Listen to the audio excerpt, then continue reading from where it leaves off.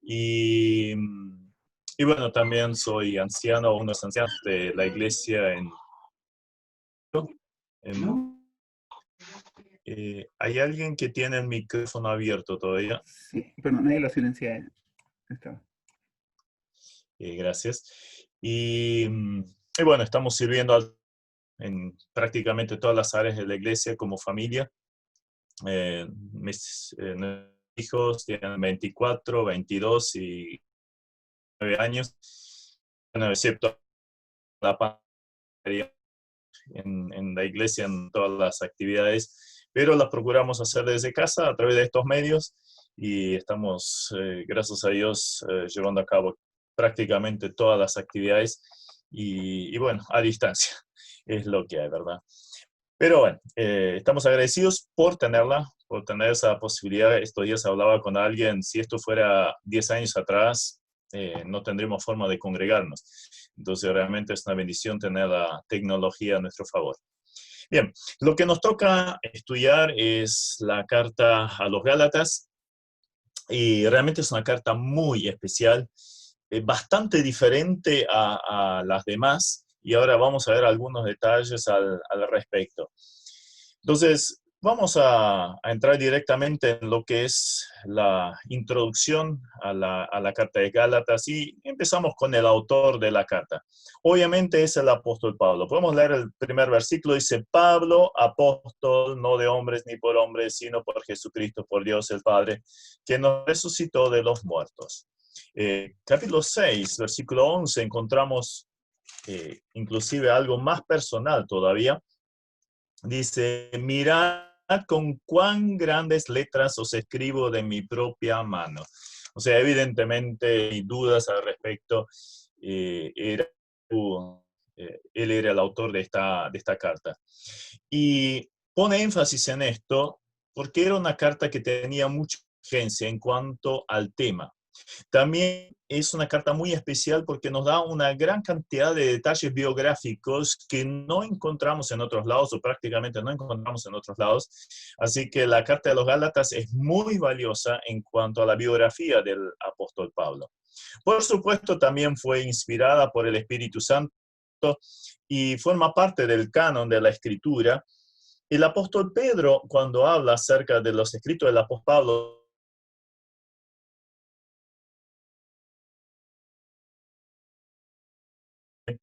y tened entendido que la paciencia de nuestro Señor es para salvación, como también nuestro amado hermano Pablo, según la sabiduría que le ha sido dada, os ha escrito, casi en todas sus epístolas, hablando en ellas de estas cosas, entre las cuales hay algunas difíciles de entender, las cuales los indoctos e inconstantes tuercen, como también las otras escrituras, para su propia perdición.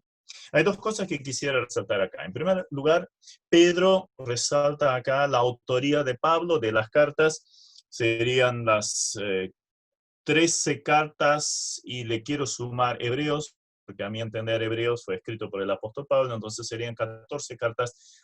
Y él las pone en paralelo con las otras escrituras. ¿A qué hace referencia las escrituras? Antiguo Testamento. Entonces, como el Antiguo Testamento es inspirado, diferentes pasajes, inclusive usados por el apóstol Pablo, Pedro también, ahora él lo pone en paralelo a los escritos del apóstol Pablo. Entonces, no solo fue escrito por el apóstol Pablo, sino también inspirado por el Espíritu Santo. Entonces, esa unidad en cuanto a la autoría de la carta a los Gálatas. Los destinatarios, bueno, son los Gálatas, es bastante a un guión en las cuales habría muchas ciencias o pares. Vivían en Turquía, en lo que es hoy en día Turquía, y eran originarios de los celtas europeos que se habían establecido primero junto al río Danubio y de donde migraron. De ahí tenemos también los galos, el mismo origen étnico. Y esta probablemente es la primera carta del apóstol Pablo, o al menos una de las primeras, y fue escrita a las iglesias fundadas en este pueblo, en esta etnia. Y fue Pablo mismo que las fundó. Esto lo podemos leer en Gálatas 4, 13 al 15. Allí dice: pues vosotros sabéis que a causa de una enfermedad del cuerpo os anuncié el evangelio al principio, y no me despreciáis ni desechasteis por la prueba que tenías en mi cuerpo. Antes bien me recibisteis como a un ángel de Dios, como a Cristo Jesús. ¿Dónde pues está la satisfacción que experimentabais? ¿Cómo os doy testimonio de que si hubieras podido os hubieras sacado vuestros propios ojos para dármelos? O sea, vemos algo bien personal del apóstol Pablo. O sea, les hace recordar, miren, yo les traje el evangelio, recuerdan cómo me recibieron también. Realmente fue una bendición en su momento. O sea, yo soy parte de esto, lo que ustedes creen, esto lo traje yo. También los integrantes de esa iglesia, en su mayoría no eran judíos. 4.8 dice: ciertamente en otro tiempo, no conociendo a Dios, servías a los que por naturaleza no son dioses. Evidentemente, estaban sirviendo a los ídolos. Entonces, no se trata de judíos, sino claramente de gentiles. En el 5.2, vamos esto también. He aquí yo, Pablo, os digo que si os circuncidáis, de nada os aprovechará Cristo. Todo judío era circuncidado. Entonces, acá habla personas que evidentemente no lo eran. Entonces, es obvio que eran gentiles. La mayoría entonces de esas iglesias de Galacia, no judíos, más bien gentiles.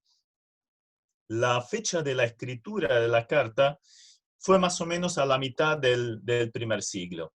Y ahora, en cuanto a este tema, hay una discusión bastante grande. Acá tienen un mapa de la zona de Galacia. Esto sería la provincia romana de Galacia, lo que está en rojo.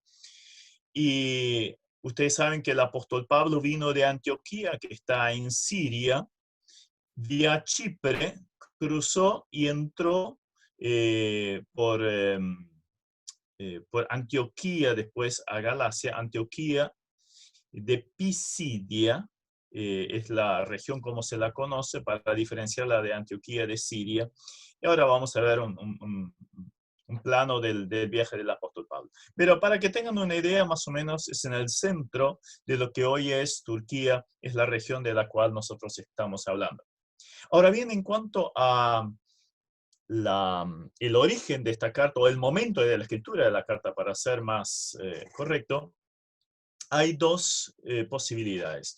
Uno, que el apóstol Pablo haya escrito a una zona de Galacia que era la Galacia del norte, iglesias en el norte, más allá de las iglesias que vemos o encontramos en el primer viaje del apóstol Pablo.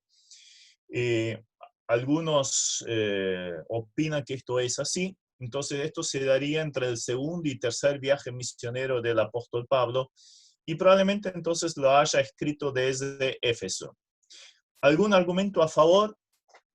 Dicen que Lucas, en Hechos 16:6 y 18:23, se refiere a una región norteña, Antioquía, Listra y Derbe, estas ciudades tan conocidas para nosotros. Entonces, Pablo pudo haberse dirigido hacia el norte en su segundo viaje misionero.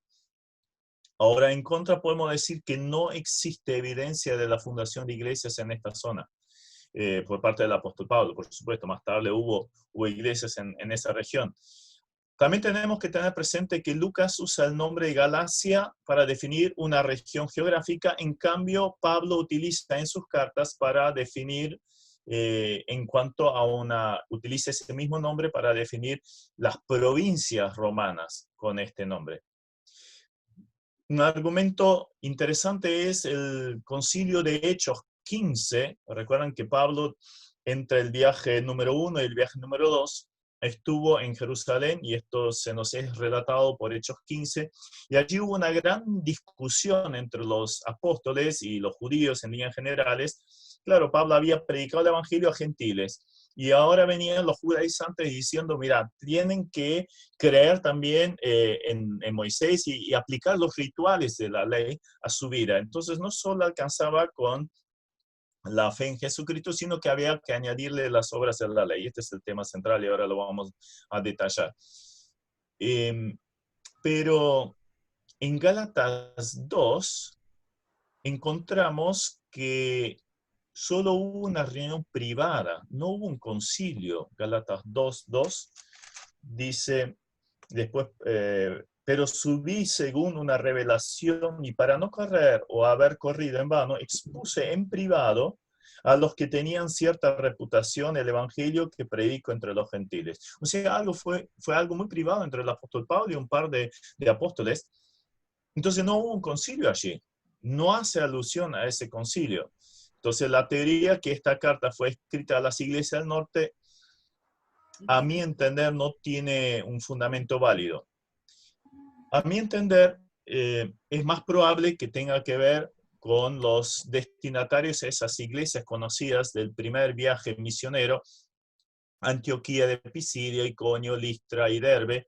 El primer viaje lo encontramos en Hechos 13, 14, en adelante hasta el 14, 23. Entonces, en algún momento Pablo escribió esta carta, probablemente desde Antioquía, porque ¿qué hizo en el primer viaje misionero? Si ustedes se fijan en el mapa que tienen a la izquierda, él se fue vía Chipre, entró por Perge, fue por estas diferentes ciudades, Antioquía, Iconio, Listra y Derbe, y después volvió sobre sus pasos, por barco se fue otra vez a Antioquía. Más tarde fue a Jerusalén, y ahí se desarrolló el concilio de Hechos 15. Entonces es muy probable que esta carta la haya escrito desde Antioquía antes de ir al concilio allí en Jerusalén. ¿Por qué? Porque las decisiones tomadas en ese concilio referentes al tema de los judaizantes no aparecen nombradas en esta carta, y creo que este es el punto más fuerte para definir que es una fecha muy temprana en la cual escribió el apóstol Pablo esta carta. Se basó en lo que él había buscando apoyo de parte de los discípulos, porque si hubiera habido ese concilio previo, entonces lo hubiera puesto en su carta. Miren, los demás apóstoles me están diciendo que solo se guarden de ahogado, de sangre, de los sacrificados a los ídolos y de fornicación, pero que no tienen que guardar la ley. Pero Pablo no hace referencia a esto. Tendría un apoyo enorme de parte de todos los apóstoles y lo hubiera puesto en su carta. Evidentemente su carta fue escrita antes de esto. Entonces, más o menos podemos decir que fue escrito allí bien en el medio del primer siglo, más o menos 49 al 55, más o menos por ahí. ¿Cuál era la necesidad? ¿Cuál era la necesidad de la escritura de esta carta? Acá tienen el mapa más grande para verlo más de cerca. Entonces, entró a la zona de Galacia en cuanto a la provincia romana y predicó en estas iglesias, y luego se volvió a Antioquía. ¿Cuál fue la necesidad o por cuál razón se tuvo que presentar esta carta? Tenemos que verlo desde un punto de vista de los judaizantes. Recién los nombramos así al pasar. ¿Quiénes eran ellos? Eran falsos maestros. Pablo les había predicado el evangelio allí a los gentiles, muchos se habían convertido. Entonces ahora vienen estos judíos convertidos, o quizás no, porque también había muchos falsos maestros entre ellos, que decían, no alcanza esto. Hay que hacer los prosélitos judíos, o sea, tienen que circuncidarse, tienen que guardar las fiestas, las leyes, toda la ley. Entonces, claro, era una era como decir, el sacrificio de la obra de Jesucristo no alcanza. Y esto lo puso muy loco al apóstol Pablo, en buen sentido de la palabra, o sea, lo enfureció, lo hizo preocuparse desmedidamente en cuanto a esto. No puede ser que me hagan esto. Están quitando el valor del sacrificio de Jesucristo. Estamos dejando a Cristo y estamos volviendo a Moisés. Estamos dejando de lado la gracia y nos volvemos a la ley. Esto fue lo serio. Y con eso se estaba desacreditando el mensaje puro del Evangelio, la obra plena del Señor Jesucristo. Y a su vez esto viene asociado de un ataque a su apostolado. Porque claro, la estrategia era muy, muy sencilla. Si podían desacreditar al mensajero, también desacreditaban a su mensaje. O sea, Pablo había venido, Pablo había llegado, Pablo había predicado este evangelio. Ahora, si podían desacreditar, entonces al apóstol Pablo también desacreditarían su enseñanza. Por eso Pablo también hace énfasis en esta carta defendiendo su apostolado. Uno podría decir, ¿y por qué tiene que presentarse de esta forma? Suena hasta un poco orgulloso, soberbio. No, nada que ver con esto. Tenía que defender su apostolado. Tenía que demostrar, yo soy también apóstol de Jesús. Lo hago con la autoridad de Jesucristo y estoy presentando el mensaje de Jesucristo. ¿Ya? Más. Entonces, eso fue lo que hizo y lo que está haciendo en esta carta. El tema de esta carta era básicamente que Pablo se tenía que mover muy rápidamente para enfrentar el engaño que se estaba metiendo, saltar la verdad del único evangelio que existía y que él les ha enseñado, y por ende también defender su posición de el verdadero carácter de la salvación, como lograda por gracia, habiendo creído, y eso de principio a fin. No hay que añadirle absolutamente ninguna observancia de leyes o días o circuncisión o cosas por el estilo. Las buenas obras no son condición para la salvación, sino son el fruto de la misma. El creyente, o sea, hay una persona que se convierte, entonces hace buenas obras, pero no por hacer obras logra la salvación. Y esto es el tema central de toda la carta. Enfatiza la obra maravillosa del Señor Jesucristo, lograda, completa, perfecta, y por lo tanto advierte de una forma muy categórica, muy seria, respecto a la herejía de que cristianos no judíos empezaran a vivir de acuerdo a los mandamientos de la ley dada allí en el monte Sinaí a Moisés. ¿En dónde radica la importancia de la carta? Y radica en demostrar que la obra del Señor es perfecta, es completa, y lo que las religiones hacen es erróneo. Todas las religiones, sin excepción, tienen el concepto yo hago para lograr merecer alguna cosa. Merecer llegar a Dios, el perdón de pecados, la salvación, una vida después de la muerte, o lo que fuera. Pero siempre es el intento de la religión. Tengo que añadirle obras para lograr ser aceptado por Dios. Lutero utilizó en gran manera esta carta, esta y la de Romanos, donde el tema central es la justificación por fe. Entonces utiliza esas dos cartas y al punto tal que la escribe de esta forma, decía de esta carta, es mi epístola. Es como si estuviera unido en matrimonio con ella. Es mi Catalina. Catalina se llamaba su esposa. Y esa carta la ha llamado, o se ha llamado, el grito de guerra de la Reforma. O sea, la obra de Cristo está completa. No hay que añadirle nada. Y esto era lo clásico de la Iglesia Católica, que se requería un montón de actividades, ofrendas y cosas por el estilo para lograr quizás llegar. Pero esto obviamente no es así. Alguien decía, es la magna carta de la libertad espiritual para todo el mundo y para todos los tiempos. Es la declaración de independencia, decía alguien, del creyente.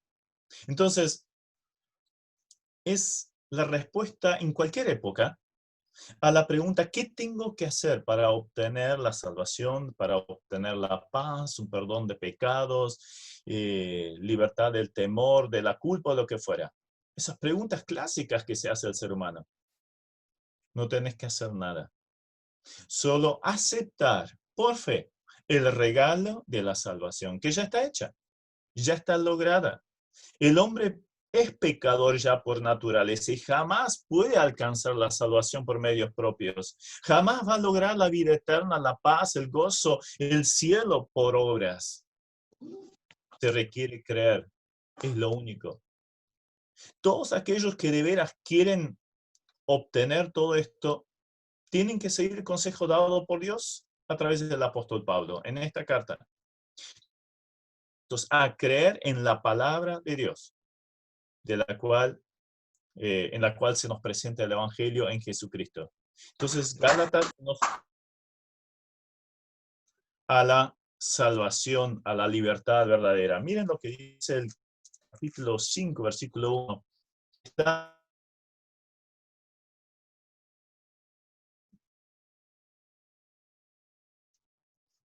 o sea, es la carta de la independencia. La Constitución, podríamos decir, es la base de nuestra fe. Y por eso me gusta mucho el lugar que ocupa en la Biblia y sobre todo creo que tiene mucho que ver con en cuanto a su escritura en el orden cronológico. La primera carta escrita, a mi entender. Obviamente hay otras posiciones, pero muestra la base. Esta es la base, queridos. No podemos cambiarla. Hay algunos detalles muy llamativos en cuanto a esta carta. Es una carta inusual. Inusual en cuanto a su construcción, porque tiene muchos detalles biográficos. Empieza con lo biográfico para luego seguir con la enseñanza. Si la comparamos, por ejemplo, con la carta de los Efesios, la carta de los Romanos, vemos que Pablo primero presenta una parte teológica, no biográfica, teológica, mostrar la posición del creyente para luego pasar a la parte práctica. O sea, ¿cuáles deberían ser las obras del creyente? Primero la posición, la salvación en Jesucristo, estar en Cristo, justificados por Cristo o lo que fuera, para luego pasar a transmitir la parte práctica, la aplicación en cuanto a la posición encumbrada que nosotros tenemos. Por ejemplo, si vamos un momento a la carta a los Efesios, los primeros 3 capítulos, está dividido justamente a la mitad, ¿no? Los primeros 3 capítulos muestran la posición en Jesucristo. Después dice en el capítulo 4, versículo 1, yo pues os ruego. En base a lo visto os ruego. Y ahora viene la aplicación práctica. Si vamos a Romanos, los primeros 11 capítulos son teológicos. ¿Y cómo empieza luego la parte práctica? 12.1. Así que, hermanos, os ruego por las misericordias de Dios que presentéis vuestros cuerpos. O sea, empieza ahora la parte práctica. En base a la posición que tenemos, seguimos. Pero en la carta de los Gálatas es diferente. Empieza con una cuestión biográfica. E inclusive estos detalles biográficos realmente son tremendos. No existe otra carta que contenga tanta cantidad de detalles respecto a su vida personal como los primeros 2 capítulos de Gálatas. Obviamente los vamos a leer. También es diferente, completamente disparas las otras cartas a su comienzo.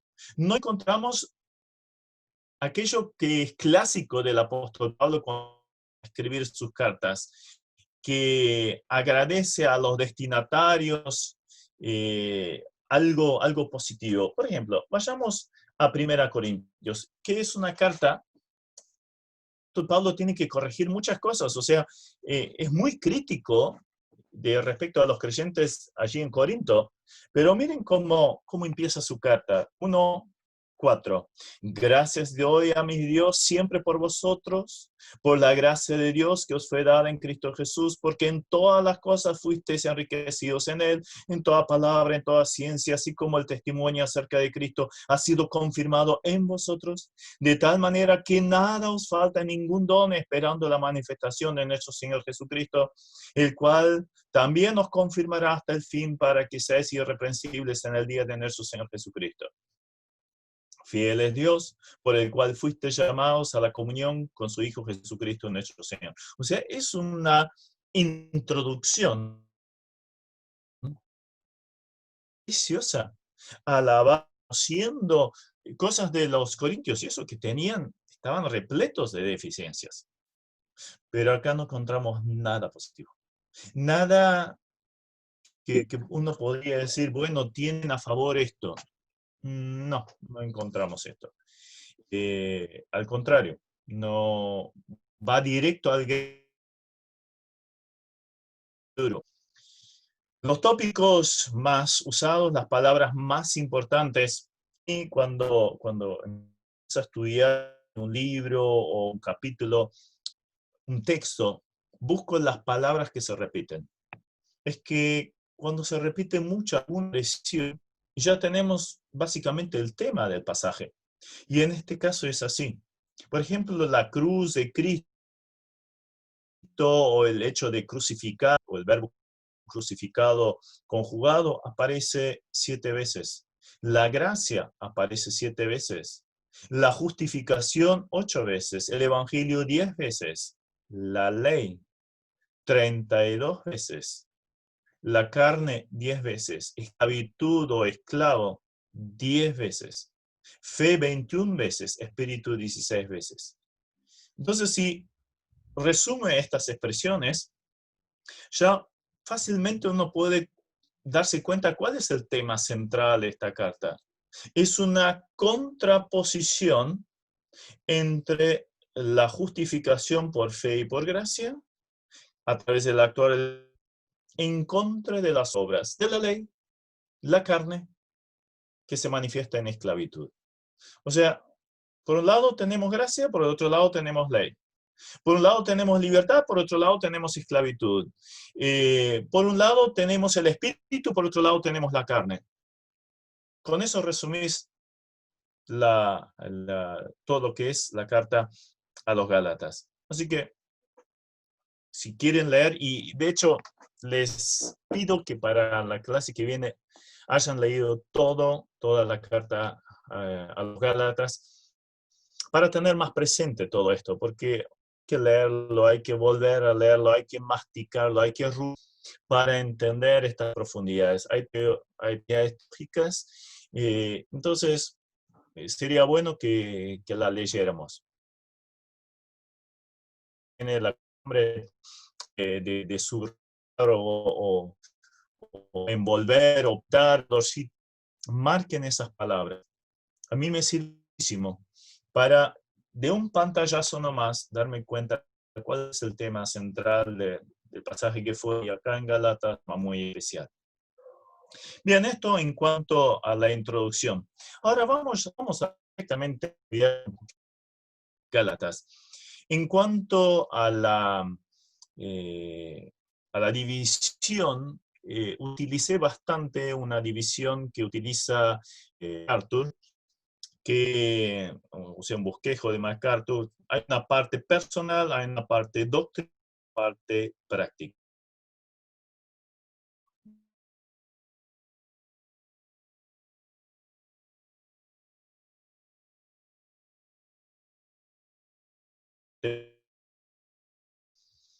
Vemos allí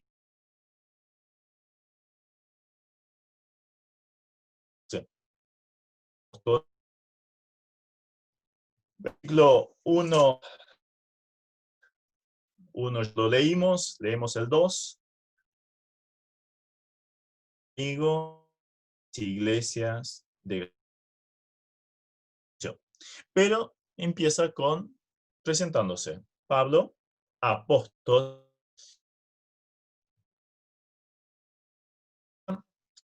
envía una misión. los apóstoles de Jesucristo, con esto enviados del escogidos especiales del Señor, parados por el Señor, para ponerlos de la iglesia primitiva y ser luego los canales de transmisión de la Biblia.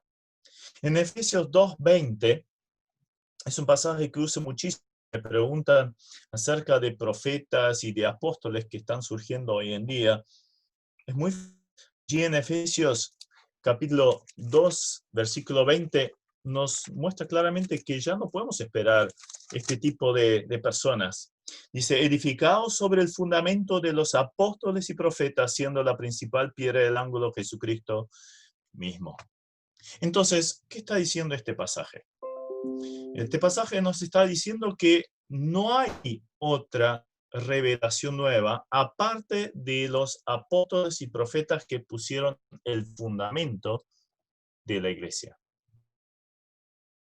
Llevamos piso, si vamos 21, vamos a siglos, y ahora de repente hay personas que quieren que se traen el título de apóstoles y profetas, no va con la escritura. Es más, Jesucristo había dicho a los suyos que el Espíritu Santo vendría sobre ellos cuando Él se hubiera ido, o sea, después de la ascensión del Señor, y esto sucedió 10 días después que el Señor se fuera. De lo mío, dice Jesús, y se los hará saber. O sea, el Espíritu Santo recibiría la revelación directa de parte. La última revelación vino a través del Señor Jesucristo. Por el y luego el apóstol Pablo, que hace defensa ahora del apostolado que vamos a ver ahora.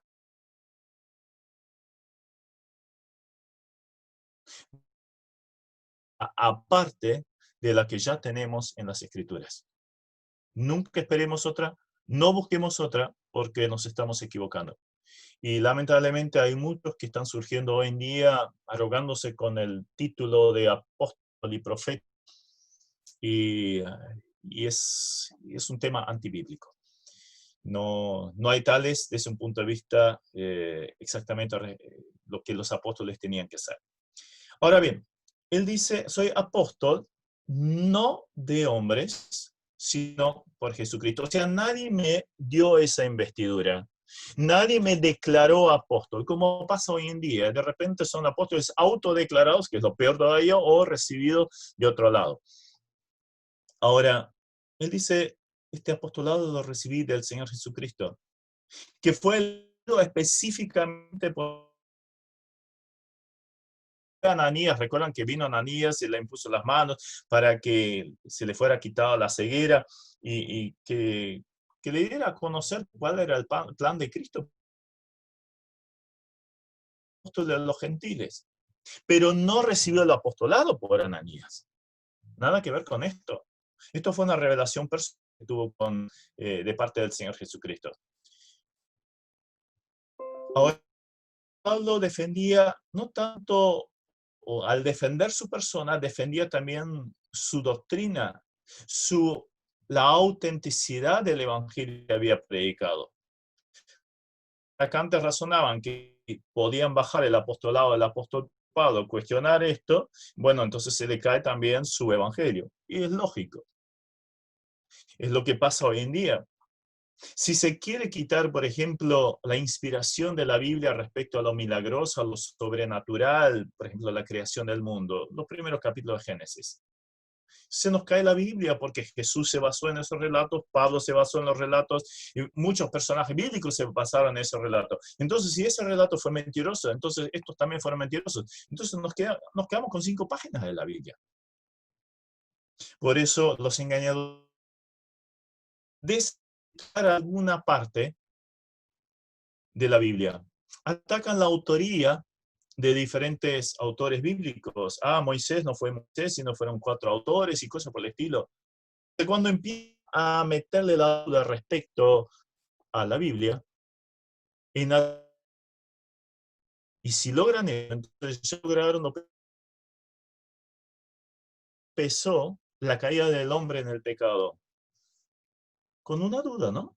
¿Con que Dios os ha dicho que no podéis comer de todos los árboles del huerto? O sea, implementó la duda en Eva. Eva luego cedió a esa duda y ahí directamente la serpiente es en contra de una clara afirmación de parte de Dios.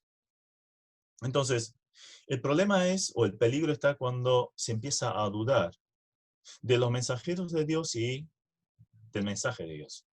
Cuando el enemigo logra eso, entonces logró una gran victoria. Y por eso Pablo es tan enfático en defender esto. A eso le añade, y por Dios el Padre que lo resucitó de los muertos. O sea, no solo fui encomendado al apostolado, no recibí solo el apostolado de Jesucristo, que fue levantado de los muertos, sino también por Dios Padre. Evidentemente, el llamado es fuerte. Pablo fue nombrado para este ministerio a través de Dios Padre y Dios Hijo. Y ahora él escribe su mensaje con los hermanos, que a mi entender eran los hermanos que estaban allí con él en Antioquía, Bernabé y otros. Entonces, Pablo no estaba solo en su enseñanza, sino que tenía otros hermanos que lo apoyaban en la iglesia Antioquía. Evidentemente trataron el tema entre ellos y se pusieron de acuerdo y luego Pablo escribió esta carta. Estaban allí con él, quizás, no voy a decir tomando un café, pero y estaban juntos y ahora vamos a enfocarnos a esto. Y empieza a escribir y ellos lo apoyaron. Obviamente esta carta fue inspirada por el Espíritu Santo y por eso todo lo demás también lo tuvieron que apoyar porque era obvio que era del Espíritu. En cuanto al saludo, también mete el Evangelio. Miren lo interesante. El saludo clásico del apóstol Pablo, gracia y paz. Es el saludo clásico del apóstol Pablo en las diferentes cartas. Pero ¿cómo sigue? Sean a vosotros de Dios el Padre y de nuestro Señor Jesucristo, el cual se dio a sí mismo por nuestros pecados para librarnos del presente siglo malo, conforme a la voluntad de nuestro Dios y Padre, a quien sea la gloria por los siglos de los siglos. Amén. No hay otra introducción, no hay otro saludo igual a este en las otras cartas. O sea, es un saludo bastante duro. Pero con este saludo ya anticipa el contenido de la carta. ¿Cuál es el contenido de la carta? El evangelio verdadero, que él estaba predicando, y así lo presenta. ¿Cómo tenía que ser o cómo era ese evangelio? Se basa en la gracia, o sea, el tema central, de entrada lo pone allí, gracia. Claro, esto era lo contrario a lo que querían imponer los judaizantes. Querían imponer la ley, las obras de la ley. Y ahora hay un regalo que el creyente recibió sin merecerlo. Está todo hecho. Está todo listo. Ya en la introducción, ya en el saludo, se ve esta realidad. Si la salvación es por obras, como ellos afirmaban, los judaizantes afirmaban, obviamente no puede ser por gracia. Y con eso no hay paz. ¿La paz a través de qué viene? Y de que se solucionó el problema con Dios. Justificados, pues, tenemos paz. O sea, la gracia, la salvación, produce paz entre Dios y el ser humano. Es que el hombre recién logra la verdadera paz cuando tiene perdón de sus pecados, cuando se identifica con el sacrificio pleno de Jesucristo y lo acepta como un regalo por fe. El Evangelio muestra la condición pecaminosa del hombre, porque dice allí que Jesucristo vino a morir por nuestros pecados. La palabra pecado en este caso es amartía y es errar el blanco.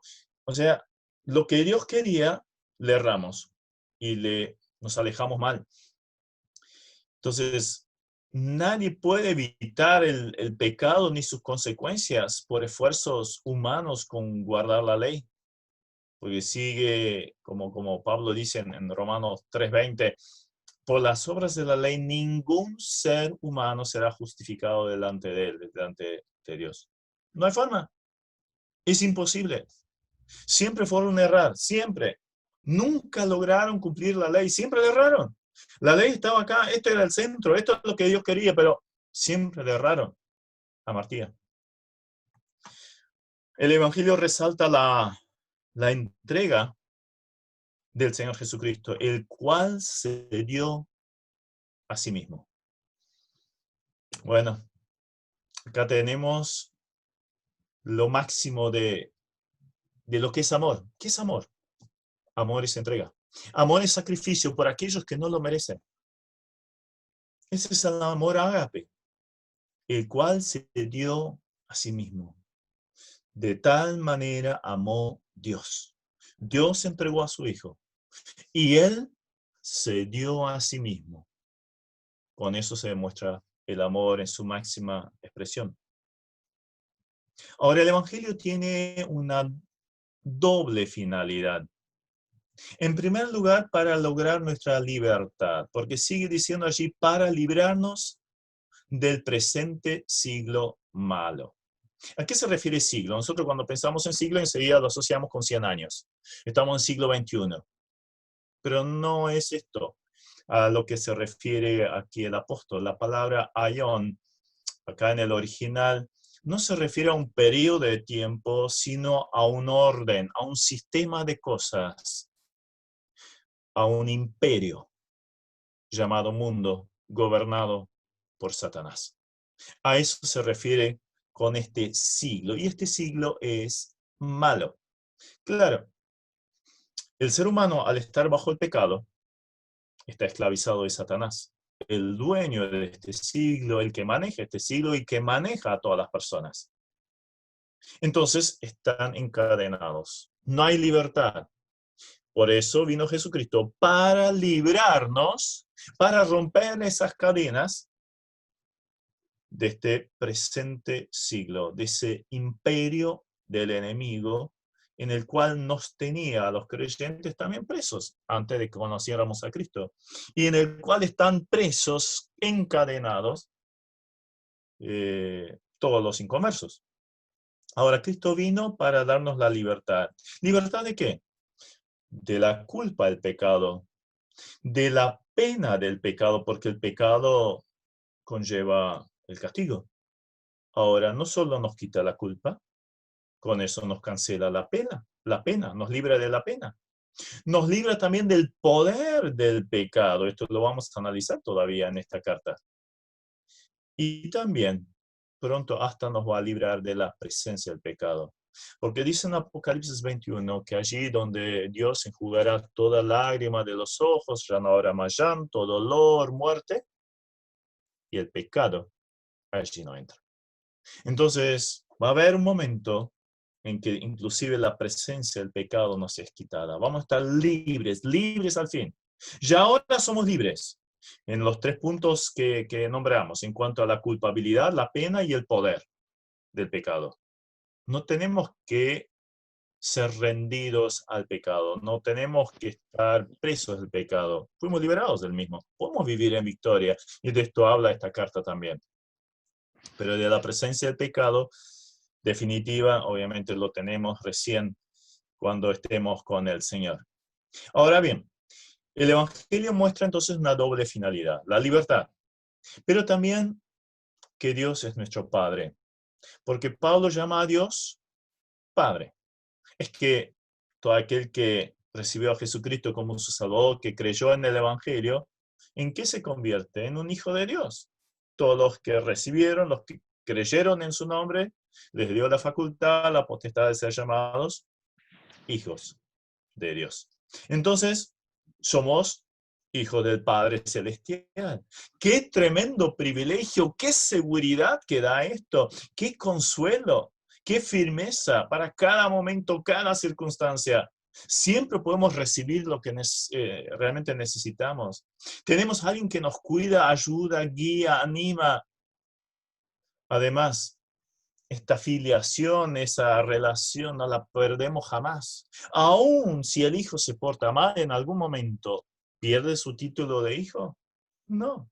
Sigue siendo hijo y lo seremos para siempre. Y un día, y quizás muy pronto, seremos llevados a la morada del Padre, a la casa paterna, al cielo. El ejemplo lindo del casamiento, cuando viene Jesucristo, he aquí viene el esposo, salid a recibirle. ¿De dónde venía? Viene de la casa del Padre, típico de los casamientos allí en el oriente. Va a la casa de la novia, se la lleva a la casa del Padre. Allí se desarrolla la fiesta. Bueno, esto está por suceder. Nosotros somos la novia. ¿A dónde vamos? A la casa del Padre que está en los cielos. Entonces,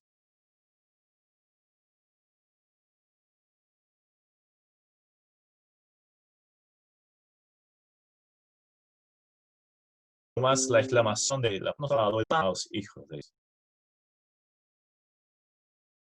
Es impresionante, es maravilloso. Ahora bien, el origen del plan del Evangelio lo vemos en el versículo 4, la primera parte, que es conforme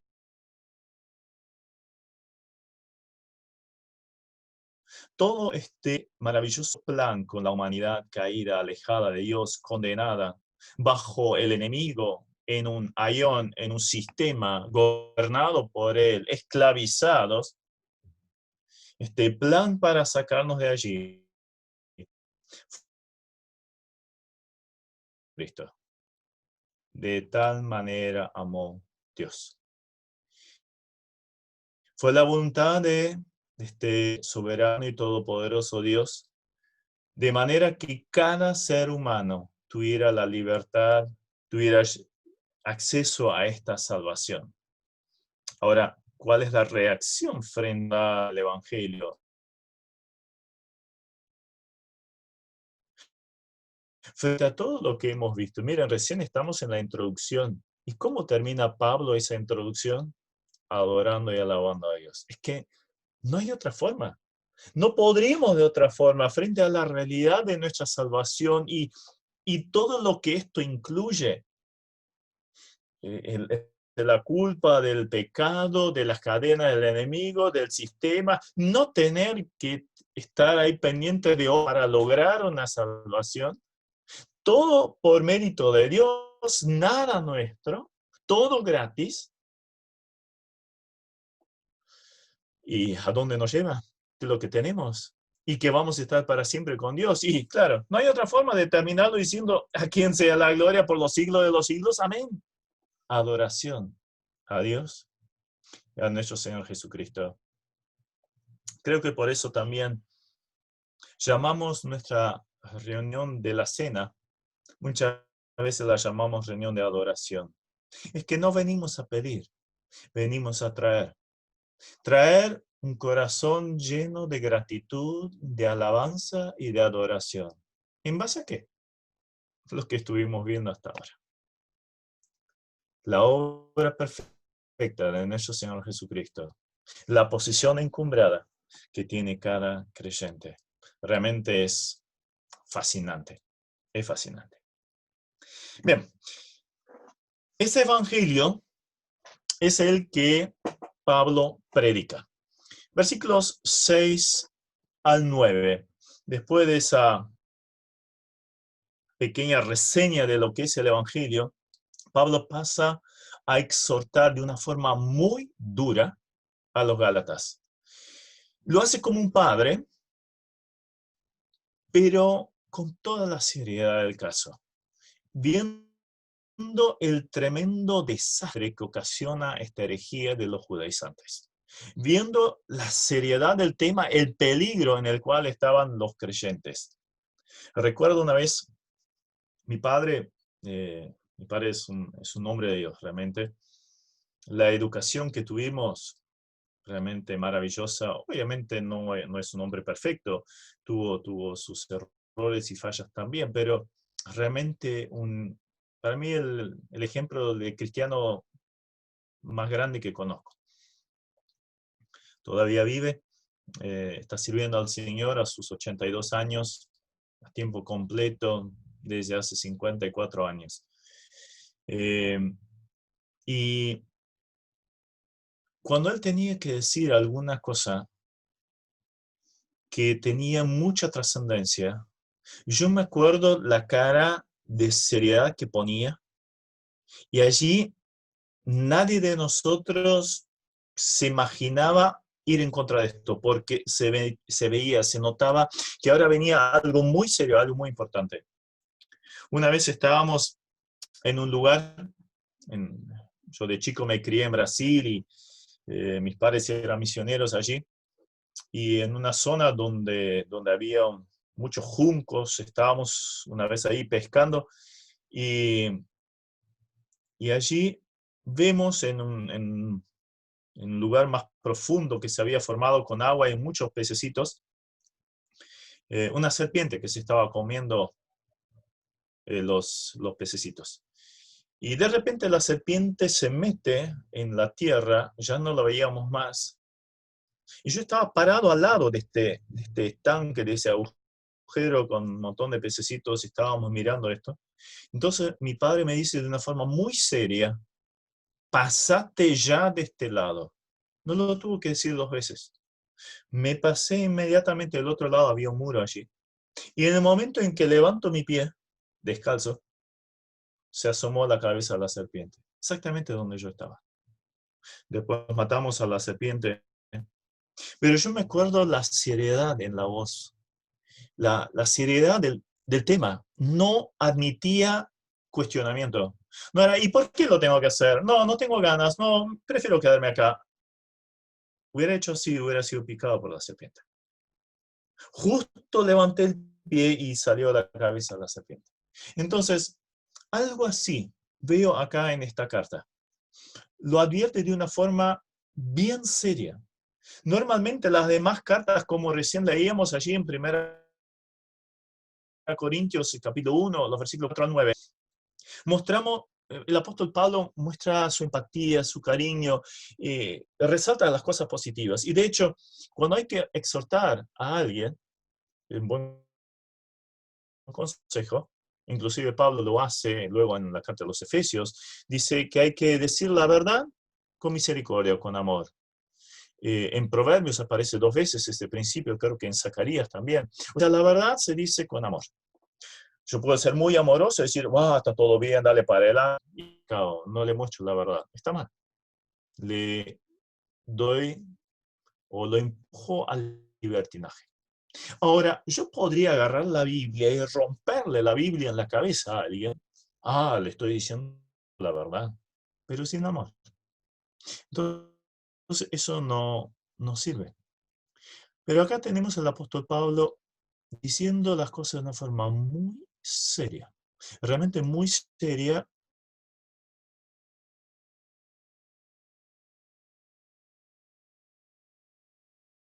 que está a punto de desviar a una gran cantidad de iglesias y creyentes. Por eso la dureza quizás de esa carta, por eso la seriedad de la misma, completamente inusual. Es que la esencia del evangelio estaba siendo atacada. Estaba en juego la salvación o la perdición de personas.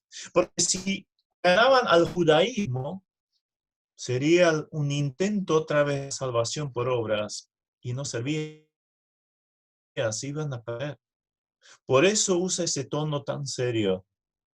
Pero tampoco vemos una forma explosiva, agresiva o resentida del apóstol Pablo. Más bien está asombrado e impactado tristemente por lo que le está allí. Fíjense en los 6. Estoy maravillado de que tan pronto os hayáis alejado del que os llamó por la gracia de Cristo para seguir un evangelio diferente. Tan pronto. Estaba asombrado, decepcionado, frustrado, triste. Tan pronto. ¿Cómo es posible? ¿Sí? La palabra alejar allí, que allá es alejado, es desertar para buscar otra cosa. Seguramente lo saben que cuando un soldado deserta de las filas, generalmente esto significa pena de muerte. No sé en la actualidad, pero al menos en la antigüedad era así. Si alguien desertaba, era pena de muerte. Si lo agarraban. Entonces, uno lo ve como un tema muy serio. Esto tiene una culpabilidad muy grande, pero a su vez también dice que ese proceso, la palabra en el original también da la idea, ustedes se están alejando, pero todavía hay una esperanza a que vuelvan. O sea, está implícito en esa palabra. La forma de este verbo indica que los creyentes de Galacia abandonaron la gracia por voluntad propia para dedicarse al legalismo enseñado por estos falsos maestros, los judaizantes. Dejaron de lado el preciso y permanente llamado de Dios por medio de la gracia de Cristo para seguir un evangelio adulterado. Versículo 6, la segunda parte es ese, para seguir un evangelio diferente. En realidad el evangelio se hizo más difícil. Imagínense recibir la salvación por gracia, por fe. Gracias, Señor, lo acepto. Listo, punto. No hay nada más que hacer. Pero ahora se les cargó una mochila de piedras en la espalda con guardar los días de reposo, las fiestas, el circuncidarse, todos los mandamientos y mandatos de la ley que de acuerdo a la contabilidad de los judíos eran 613 mandamientos. Nunca nadie pudo guardar completamente esa ley.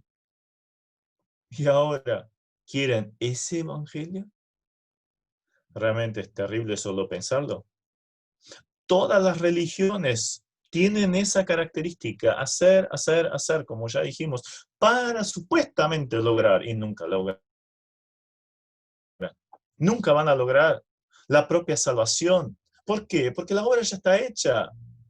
Me encanta Hebreos, que Pablo, a mi entender, Pablo, cuando escribe a los Hebreos, varias veces aparece esa expresión, una vez lo conté, lo subrayé también, pero no me acuerdo cuántas veces dice, una vez y para siempre.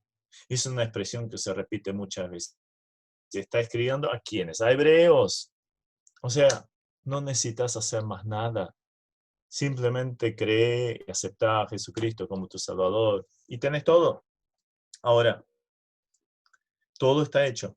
Pero vienen los otros que enseñan otra forma, como si hubiera otro evangelio. Obviamente no hay otro evangelio, sino que los falsos maestros los perturban.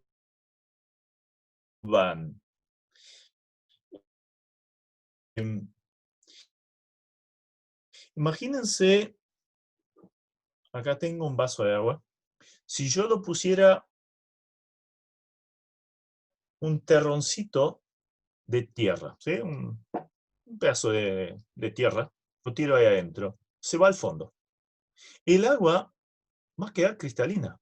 Ahora, si yo sacudo esto, empieza a disolverse ese terrón y de repente tengo todo marrón.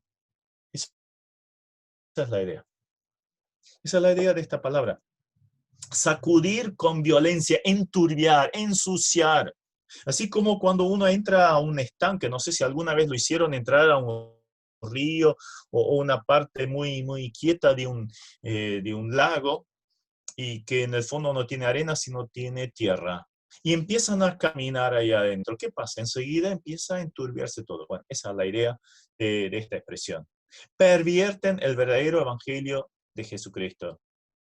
Ahora, esa palabra pervertir significa convertir algo en lo opuesto.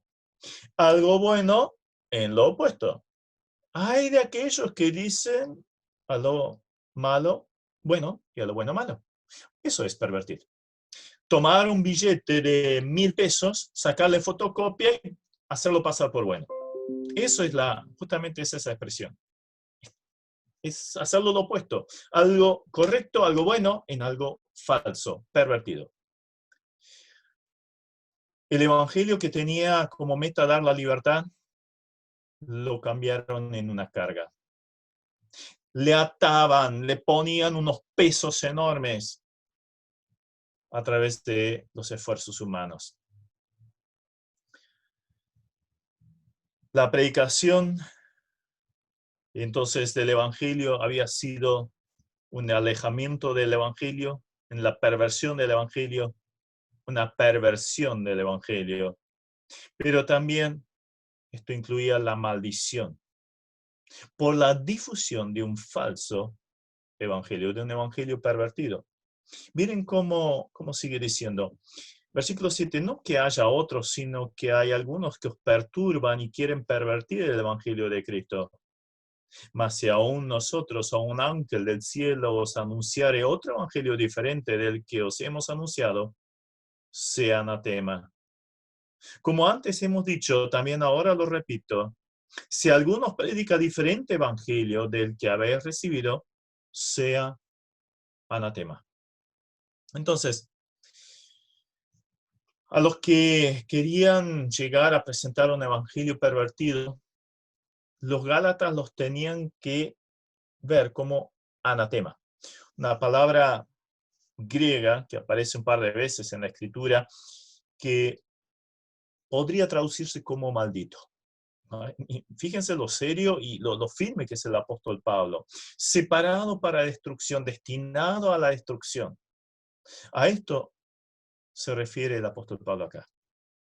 O sea, el que venga con otro evangelio, como si lo hubiera, porque no lo hay, es un evangelio pervertido en primer lugar y este tiene que ser considerado como anatema, como maldición. Hay un micrófono abierto, hermano, fíjense si lo pueden mutear.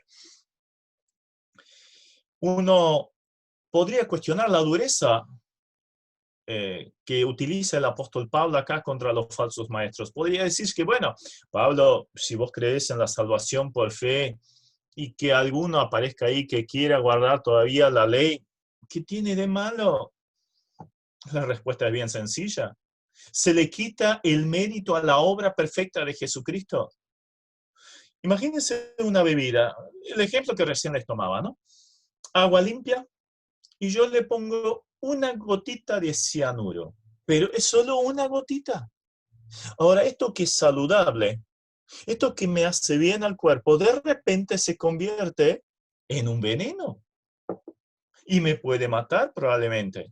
Entonces, por eso Pablo es tan enfático en cuanto a esto.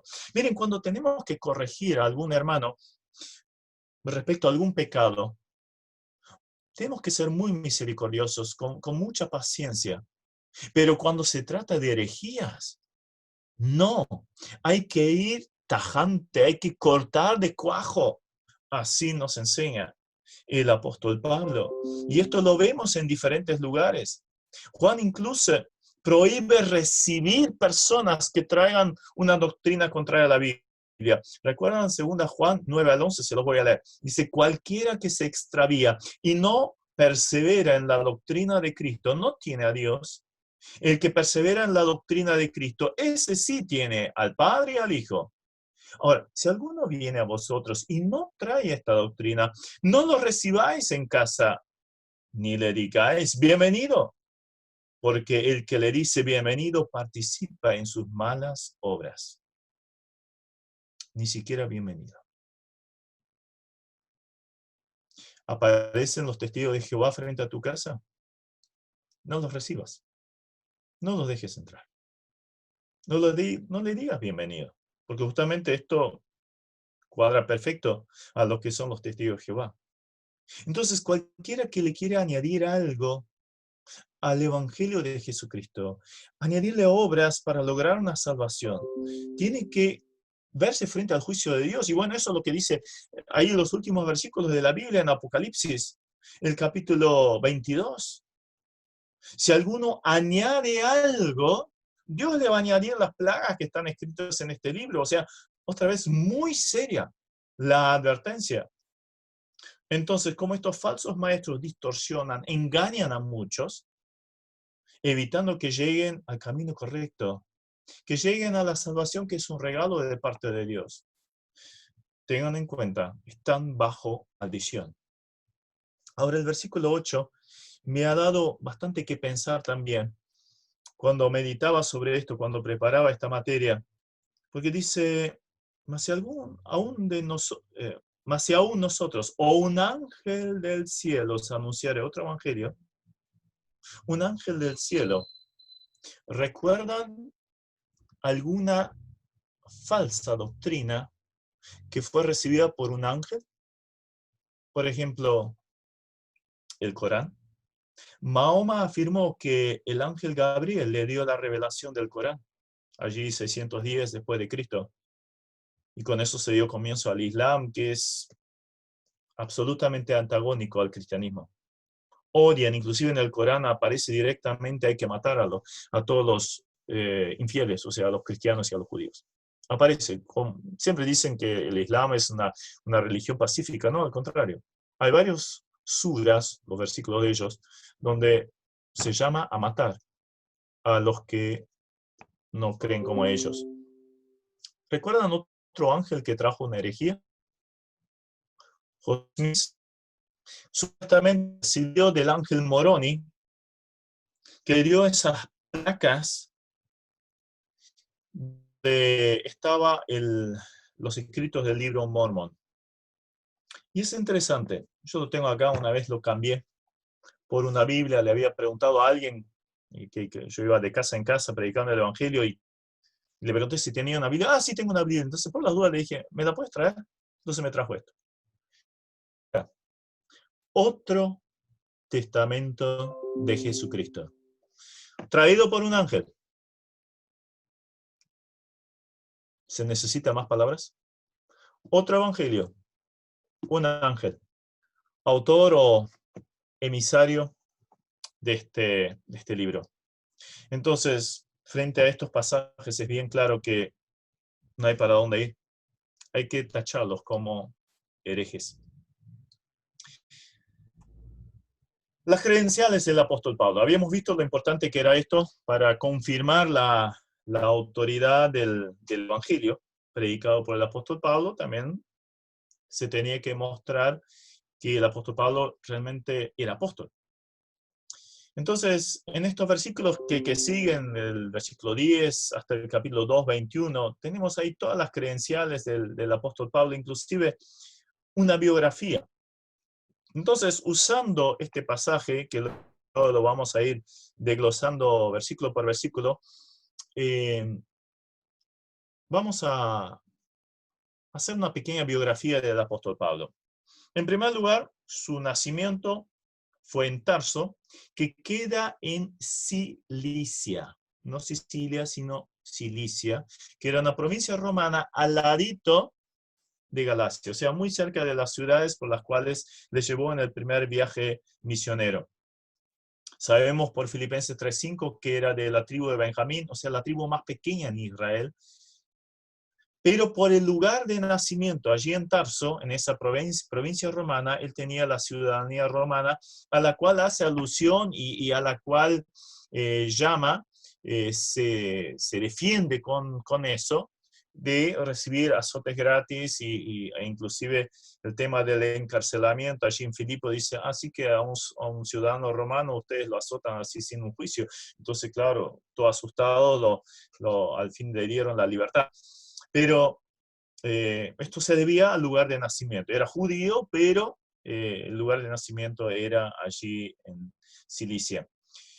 En cuanto a su religión y en cuanto a su estudio, era fariseo, al igual que su padre.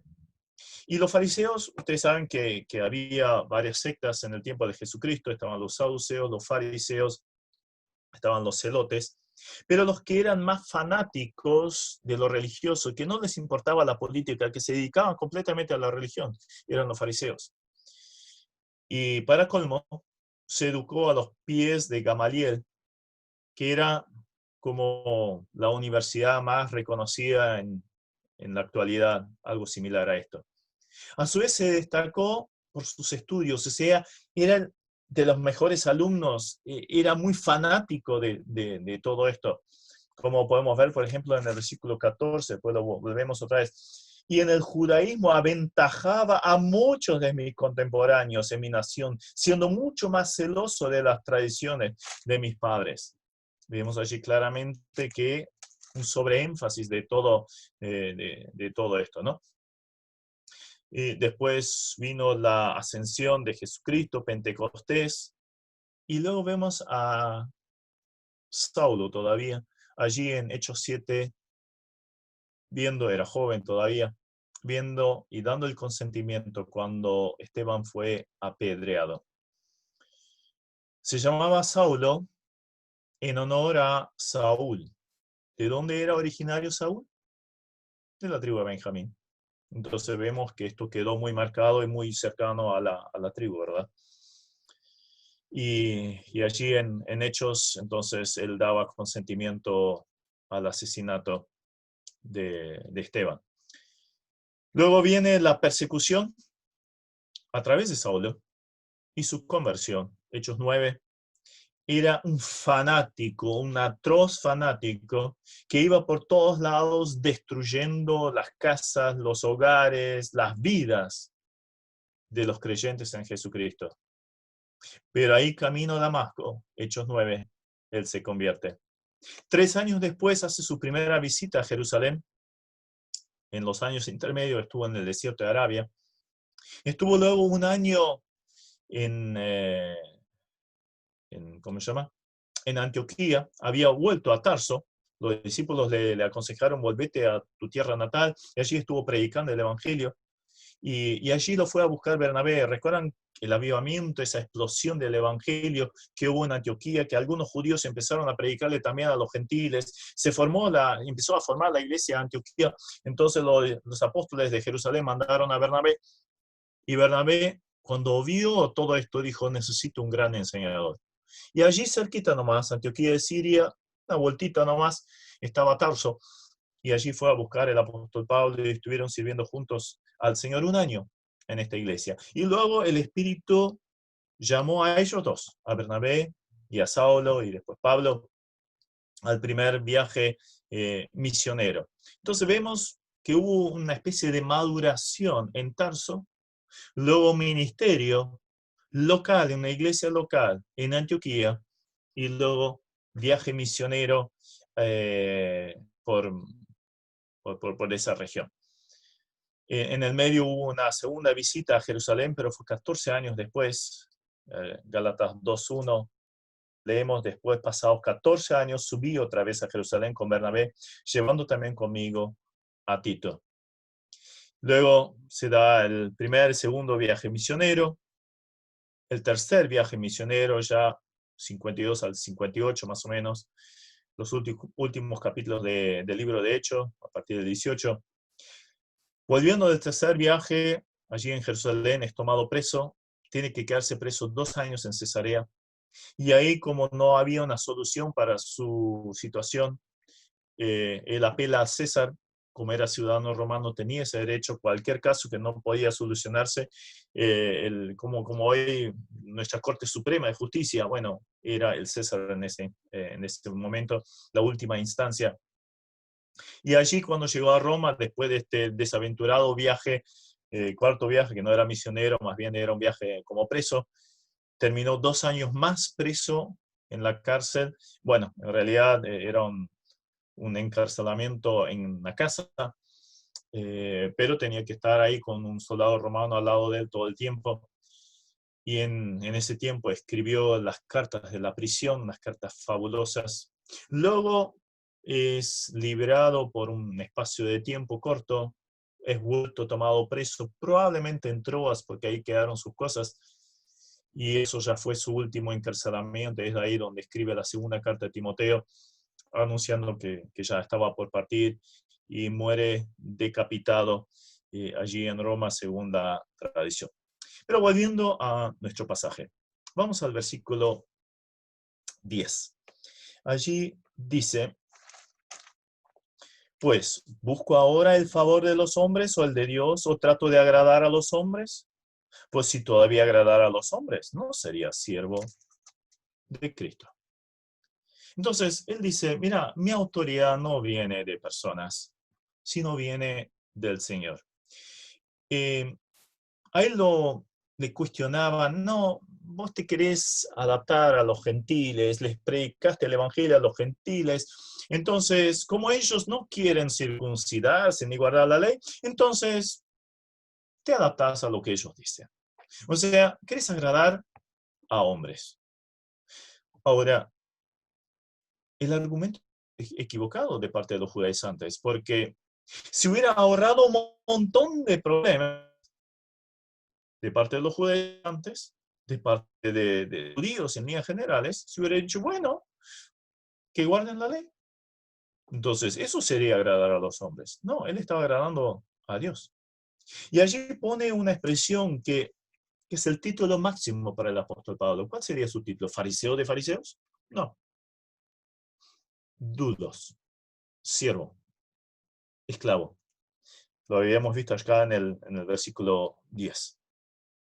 No sería siervo de Cristo. Sabemos que en otros pasajes, en Romanos 1:1, Tito 1:1, ¿cómo se presenta? Pablo, siervo de Jesucristo. Acá se presenta como apóstol.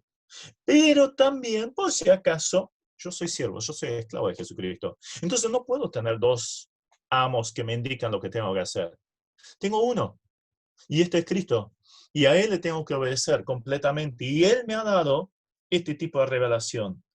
La salvación es por fe, sin añadidura de las obras de la ley. Y sigue diciendo en el 11 y el 12.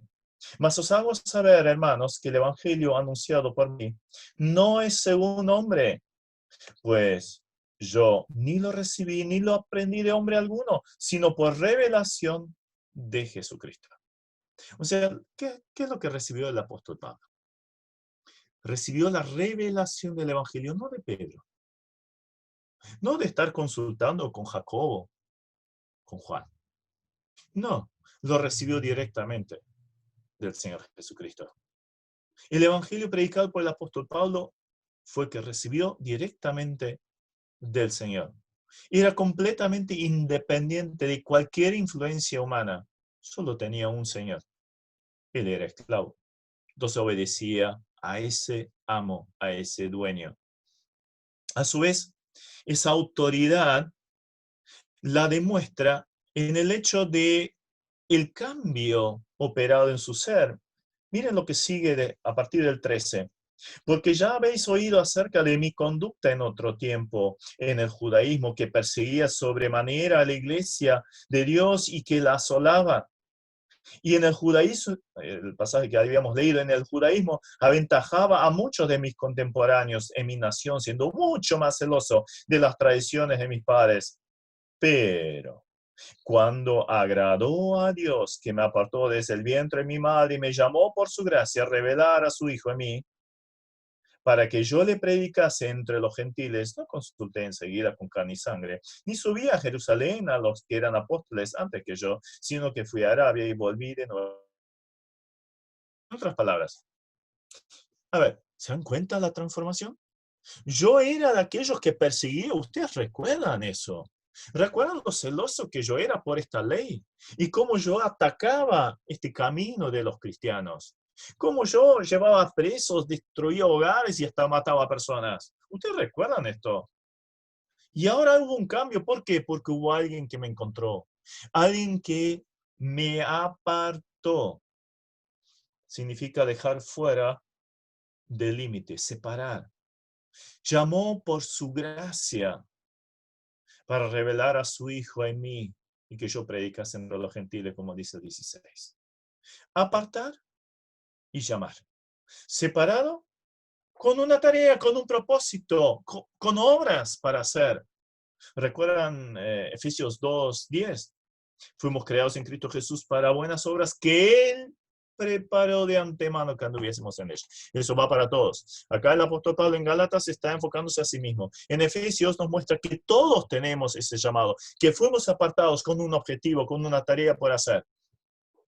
Ahora, Yo me pregunto, ¿estamos cumpliendo con esas obras? El apóstol Pablo, sin lugar a dudas, lo estaba cumpliendo.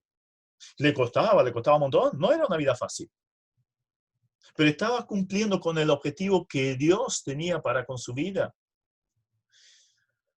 Y yo no quisiera llegar al cielo y ahí estar frente al Señor en el tribunal y que me tenga que decir, mira, Esteban, esta es la lista de obras que yo tenía programado para tu vida. Esto. Y yo puedo decir, sí. Oh, mira todo lo demás. Miren, empecemos a orar y ver si realmente estamos cumpliendo todas las obras que Dios quiere que nosotros estemos haciendo.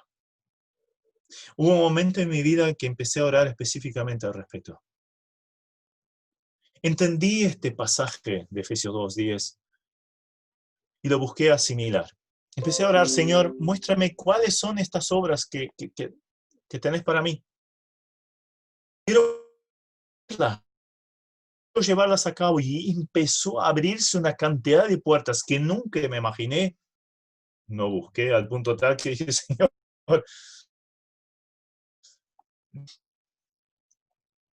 miren hermanos, acá el apóstol Pablo fue fiel a su visión.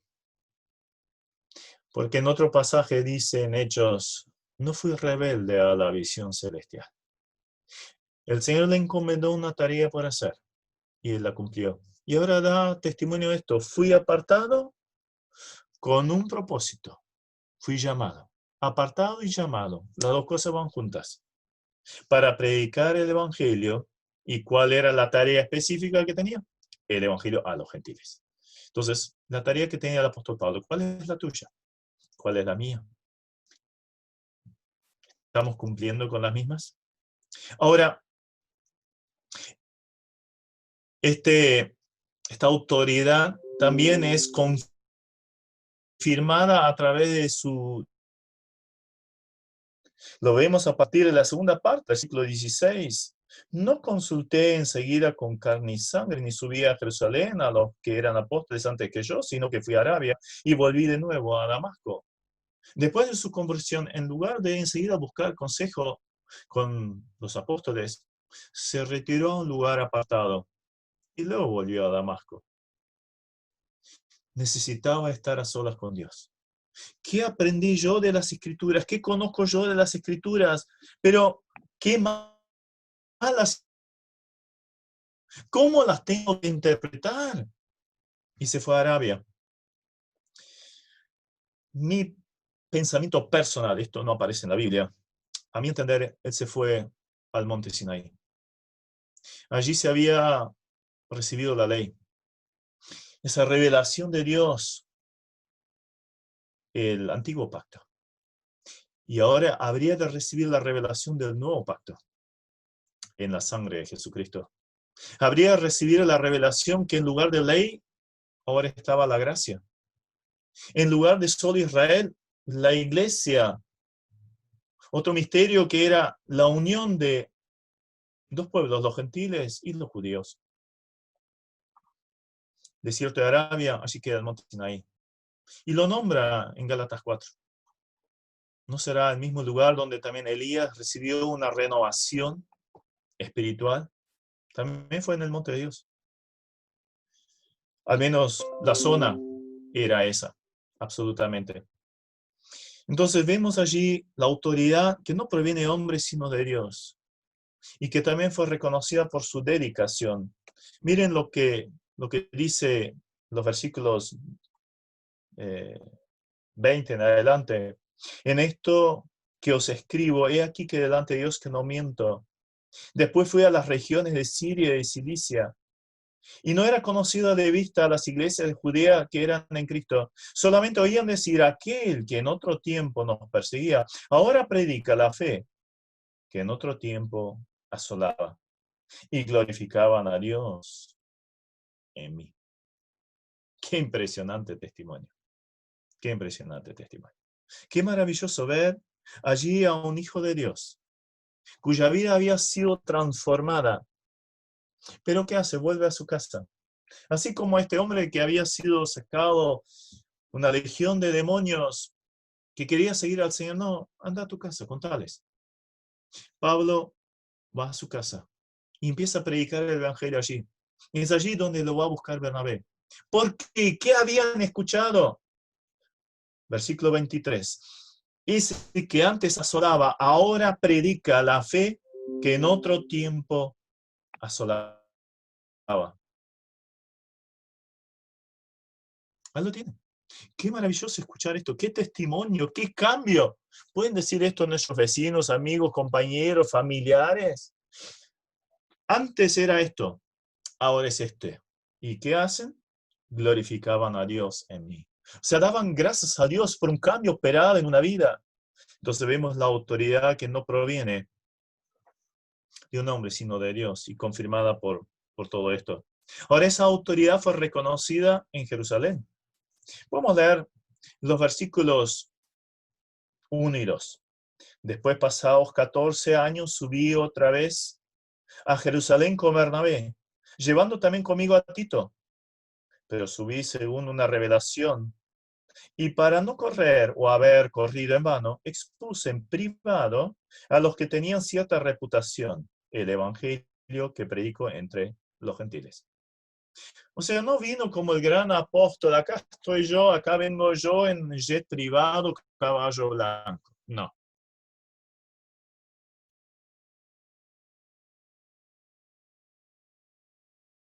Yo con los responsables y les aclaró qué evangelio estaba. Entonces, fue reconocido por los apóstoles en una reunión privada, allí 14 años después. Fue reconocido también en el hecho de que llevó a Tito y este hombre, aunque griego, no fue obligado por los discípulos, por los apóstoles, a circuncidarse. Miren el versículo 3. Mas ni aun Tito, que estaba conmigo, con todo griego, fue obligado a circuncidarse. O sea, yo predico, yo fui, hablé y lo presenté frente a los apóstoles, corrigieron en nada. Encima vengo con un compañero que es gentil, obligan a circuncidarse. También Audaz fue reconocida en Jerusalén el hecho de había falsos hermanos ahí en medio. Miren lo que dice el versículo 4 y 5. Y esto a pesar de los falsos hermanos introducidos a escondidas que entraban para espiar la libertad que tenemos en Cristo Jesús, para reducirnos a esclavitud, para que la verdad del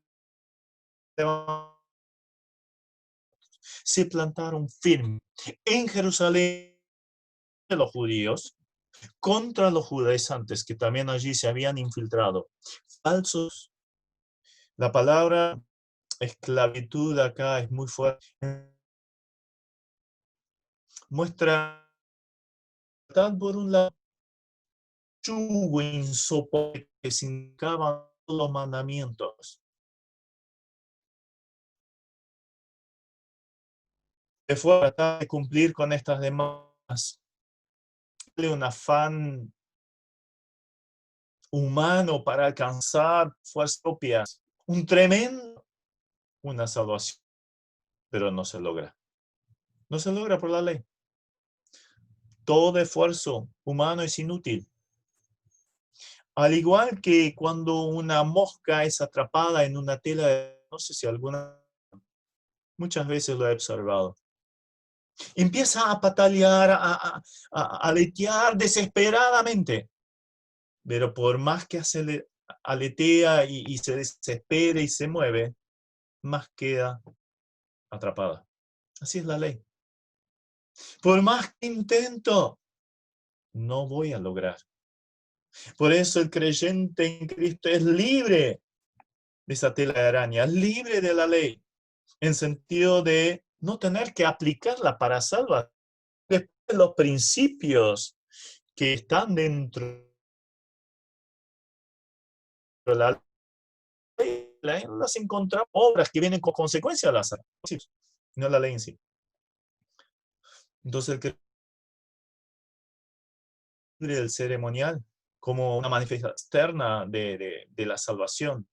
Ahora, esto no lo tiene que llevar al libertinaje. Esto Pablo lo muestra claramente en los Romanos. Entonces, soy salvo, entonces puedo abundar en el pecado para que sobreabunde la gracia. No, definitivamente no. Y la del pecado en el creyente, sin dejar lugar a dudas.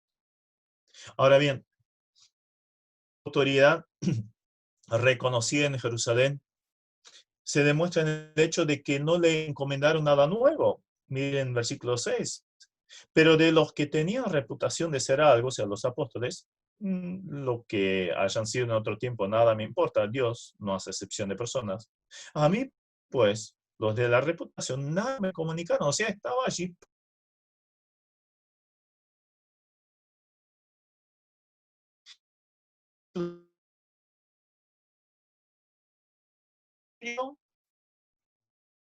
Que él tenía. O sea, ¿para qué cosa? ¿Para qué obra fue llamado el apóstol Pablo? Recién lo dijimos, para ser apóstol de los gentiles. Pedro para los judíos. Bien, miren, conocieron. Pablo tiene esta tarea, Pedro tiene la otra. Antes, por el contrario, versículo 7, como vieron que me había sido encomendado el evangelio de la incircuncisión, como a Pedro y de la circuncisión, pues el que actuó para el apostolado de la circuncisión actúa a mí para con los gentiles. O sea, todo bien. Cada uno tiene su lugar de acción y gracias que me habías jactado como la diestra, la mano, enseñando para nosotros y es a la circuncisión, o sea, a los judíos. Tú tenés tu tarea, nosotros tenemos la nuestra. Cada uno en su área, pero predicamos el mismo evangelio. Tuvieran que corregirle al apóstol Pablo. Cada uno tiene su área de los apóstoles en cuanto al apóstol Pablo, y él que se sujeta a eso. O sea, fíjense, si le hubieran dicho, mira, tenés que guardar la ley, Pablo se hubiera sujetado, y probablemente sí, porque se sujetaba, pero miren a qué se sujeta y cuál fue la única orden que le dieron esos discípulos. De los pobres, lo cual también procuré con diligencia hacer. Encima junto ofrendas para cuando hubo la hambruna en Jerusalén y cosas por el estilo. O sea, la única recomendación que recibió de los apóstoles fue esa. La autoridad del apóstol Pablo también fue demostrada al reprender a Pedro. Y ahora viene un pasaje muy serio, muy fuerte. Ahí vemos que aún dentro de los apóstoles seguían siendo hombres y con sus fallas. Y vemos que Pedro no era infalible como lo quiere pintar católica como el primer papa, que supuestamente son infalibles. Pero cuando Pedro vino, ¿no?, a Antioquía, le resistí cara a cara, porque era de condenar. Miren lo fuerte que escribe el apóstol Pablo acerca de Pedro, nada menos el que empezó a fundar la iglesia. Miren cómo lo reta. Pues antes que viniesen algunos de parte de Jacobo, comía con los gentiles, pero después que vinieron, se retraía y se apartaba porque tenía miedo de la circuncisión, o sea, los judaizantes. Entonces, ¿qué vemos allí? Una simulación de Pedro. Versículo 3, y en su simulación participaban también los otros judíos, de tal manera que aún Bernabé fue también arrastrado por la hipocresía de ellos. O sea que se acostumbraba a comer juntos, los famosos ágapes. Entonces, claro, estaba una iglesia, era una iglesia formada por judíos y gentiles, entonces estaban sentados todos juntos, comían juntos, y allí de repente aparecen algunos de parte de Jacobo que después se descubrió que eran falsos emisarios de Jacobo. Esto está en Hechos 15:24, no era tal, no era así.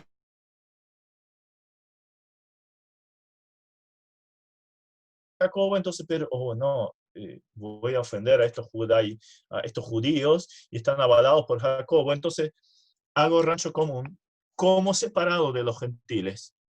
Y tal fue esa hipocresía que hasta consiguieron arrastrar a Bernabé en esto. Entonces Pablo utiliza una expresión muy fuerte. Lo enfrenté, le resistí cara a cara. La palabra simulación allí significa actuar hipócritamente. Fue una actitud absolutamente falsa de parte de Pedro, diría, bueno, todos los judíos que habían en Antioquía, y Bernabé. Entonces viene esa reprensión a Pedro muy, muy, muy dura, versículo 14. Pero cuando vi que no andaban conforme a la verdad del Evangelio, dije a Pedro delante de todos, si tú, siendo judío, vives como los gentiles y no como judíos, ¿por qué no vives a esa? O sea, a ver, Pedro, ¿cómo es la palabra justificar? De ahí viene la palabra justificación y justificado. ¿Qué significa eso? Considerar como justo a alguien que era culpable. Obviamente a alguien que pagó esa culpa, ¿no? Y eso lo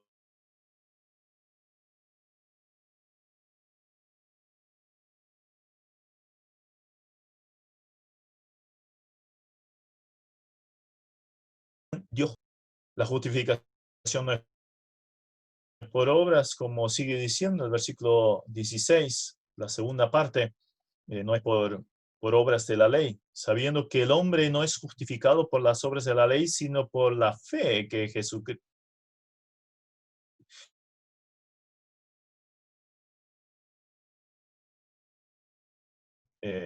También hemos ido a Jesucristo para ser justificados por la fe de Cristo y no por las obras de justificado.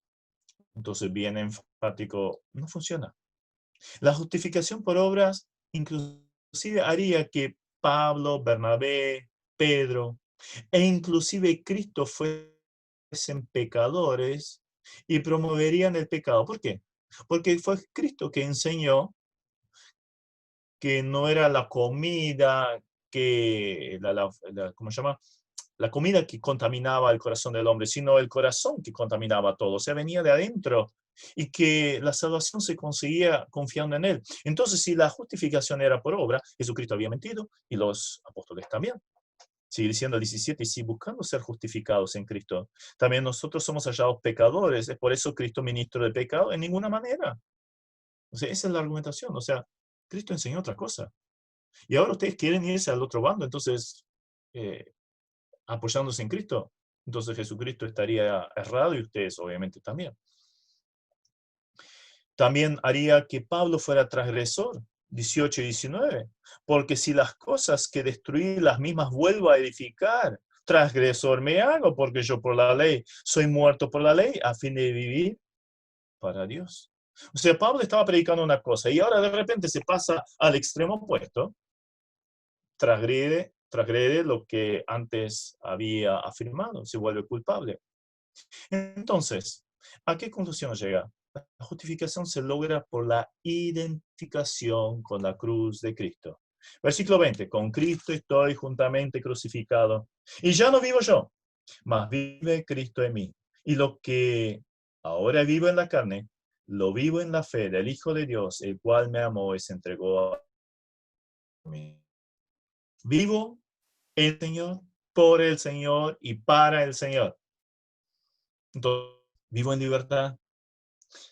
Todo lo que puede ser mi ser, mi crucificado con Cristo.